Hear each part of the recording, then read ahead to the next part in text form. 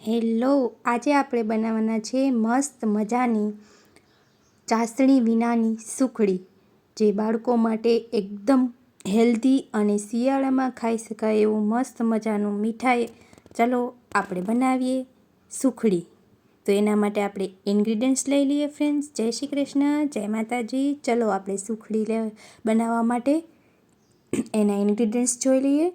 તો તેના માટે આપણે કાજુ બદામ કટિંગ કરી લીધા છે, ઘી લીધું છે, કરકરો ઘઉંનો લોટ અને ગોળ.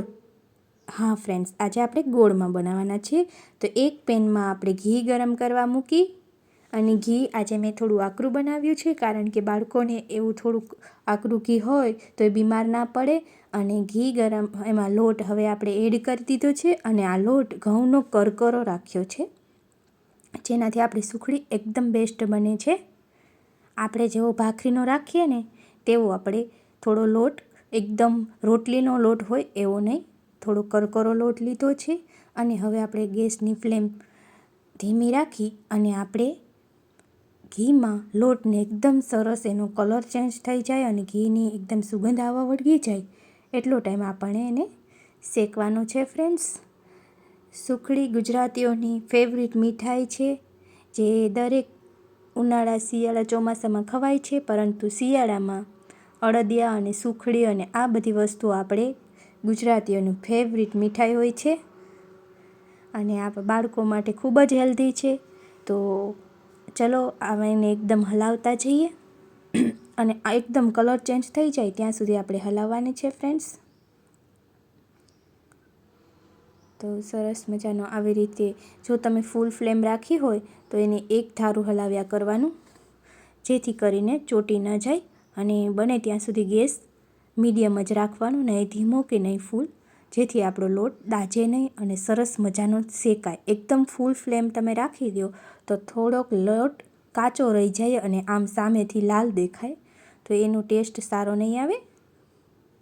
તો ફ્રેન્ડ્સ, એ વસ્તુની ધ્યાન રાખજો. અને આપણે સતત હલાવ્યા કરવાનું છે, જેથી લોટ બરાબર શેકાય અને ક્યાંય ચોટે નહીં અને દાજે નહીં, એટલા માટે. અને જેમ લોટ શેકાતો જશે ને એમ એનો કલર ચેન્જ થઈ જશે અને ફૂલી અને એકદમ સોફ્ટ થતો જશે. પોચો લોટ તમને એકદમ લાગશે કે ના, હવે આ ગમે તેને ખબર પડે કે આ લોટ હવે શેકાઈ ગયો છે. જો હવે એમાં થોડું થોડું ચેન્જીસ આવવા વળગી ગયું છે, તમે જોઈ શકો છો.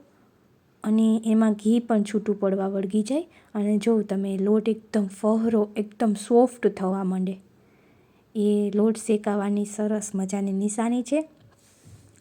તમે ફર્સ્ટ ટાઈમ બનાવતા હો અને ક્યારે પણ સુખડી કે આવી રીતની મીઠાઈ ના બનાવી હોય તો એ નાની નાની વસ્તુનું ધ્યાન રાખવું, કે લોટ શેકાણો છે કે એકદમ લાલચ થઈ ગયો છે. એના માટે જો સેજે તમે હલાવવાનું બંધ કરશો તો થોડી લાલાશ આવી જશે લોટમાં, અને થોડો સરખો શેકાશે નહીં. એટલે આપણે ધીમે ધીમા ગેસ ઉપર અને ધીમે ધીમે આપણે શેકવા માટે હલાવતા રહેવાનું છે. આપણો લોટ શેકાઈ રહ્યો છે ફ્રેન્ડ્સ, તમે જોઈ શકો છો. એને શેકાતા 3 થી 4 મિનિટ જેટલો સમય લાગશે. ધીમો ગેસ છે એટલે, પણ સમય ભલે લાગે, પણ એનાથી આપણી સુખડી એકદમ બેસ્ટ બનશે. તો જોઈ શકો છો તમે, હલાવવાનું એકદમ, હજુ આપણો કલર જેટલો જોઈએ એટલો એનો કલર ચેન્જ નથી થયો, અને આપણે હજુ હલાવવા જ કરવાનું છે. પરંતુ એકદમ લોટ ફહરો થવા વળગી ગયો છે અને ઘી એમાંથી છૂટું પડશે.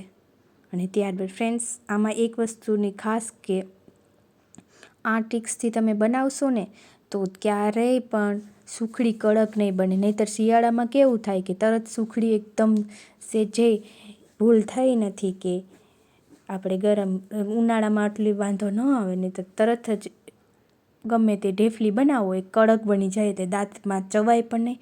પણ આજે હું તમને અલગ જ ટ્રીક આપું છું કે જેનાથી તમારી સુખડી બનશે એકદમ સરસ મજાની.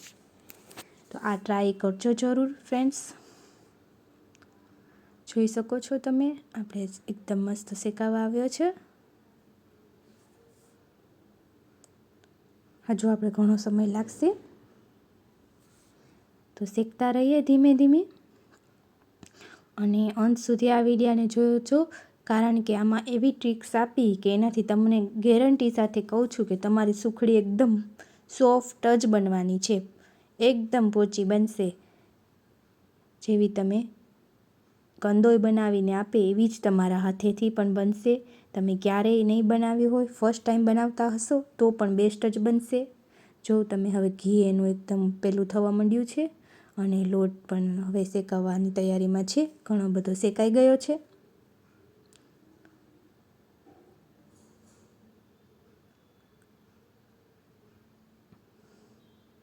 આ હલાવવાની જ પેલું રાખવું પડે ધ્યાન, બાકી તો બસ એનો જેટલો સમય આપણે આ લોટને પકાવવામાં લાગે છે એટલો પછી ત્યારબાદ જરાય આ સુખડીને પાકતા સમય લાગતો નથી. અને આમાં ઓછા ઇન્ગ્રીડિયન્ટ્સમાં મસ્ત મીઠાઈ તૈયાર થઈ જાય અને ઓછા સમયમાં સરસ મજાની મીઠાઈ થઈ જાય ફ્રેન્ડ્સ.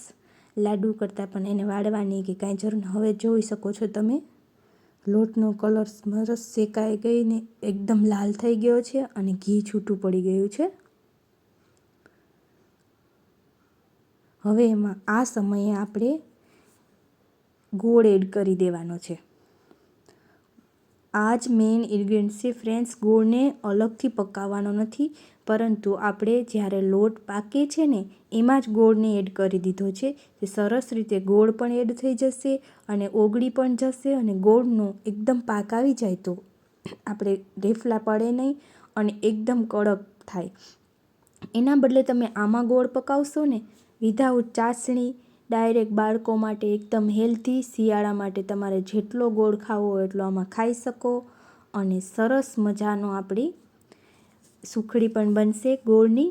તો આ ગોળની સુખડી ફ્રેન્ડ્સ આવી રીતે સરસ બનશે. હવે આપણે એકદમ લોટ શેકાઈ ગયો એટલે હજુ પણ લોટ પણ શેકાય અને આપણે ગોળ પણ એમાં પાકી જાય. અને હવે કાજુ બદામ ક્રશ કરેલા હતા એ બધા એડ કરી દીધા છે અને સારી રીતે આપણે એને હલાવી લેશું અને થોડો સમય જ આને પકવવાના છે. પછી ગેસની ફ્લેમ આપણે બંધ કરી દઈએ અને સરસ મજાના આવી રીતે જ પકાવતા જશું, જેથી કરી અને થોડો ગોળ વધારે લાગે તો હોય તો મેં થોડો નીકાળી લીધો છે અને આવી રીતના પકાવતું રહેવાનું ફ્રેન્ડ્સ. તમે જોઈ શકો છો મસ્ત મજાની આપણી સુખડી તો તૈયાર જ છે. અને હવે આને તમે ડીશમાં નાખી દેશો એટલે ડાયરેક્ટ અડધી કલાક ઠંડુ પડશે એટલે મસ્ત મજાના પીસ પડી જશે. સુંદર મસ્ત ટેસ્ટી આવી સુખડી એકવાર તો તમે ટ્રાય કરજો જ ફ્રેન્ડ્સ. તમે જોઈ શકો છો એક આપણે આ શિયાળો છે એટલે સૂંઠનો પાવડરનો વધારે યુઝ કરશું. તો 2 ચમચી ભરીને મેં અહીંયા સૂંઠ પાવડર એડ કર્યો છે.